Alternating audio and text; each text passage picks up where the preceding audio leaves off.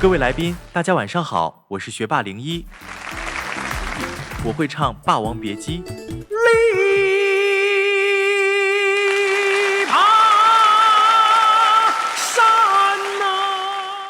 When watching this remarkable footage, most people immediately assume it is the male version of Moya from DroidUp, but his actual name is Xueba 01.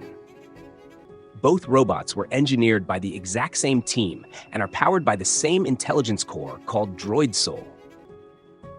Moving to his origins, Xueba 01 was born out of a unique collaboration between DroidUp, the Shanghai Theater Academy, and the University of Shanghai for Science and Technology. As a result, his specialized skill set centers on delivering knowledge, engaging in human-like interaction, and most striking of all, perfectly performing traditional art forms like Peking opera and Kungfu opera. Looking closely at this on-stage performance, Xueba 01 appears at the 2026 China Fashion Industry Gala alongside Shi Yijie, the esteemed president of the Shanghai Opera House. To boldly prove his worth and politely ask to be the tenor's apprentice, the robot suddenly belts out a high-pitched line from the classic opera.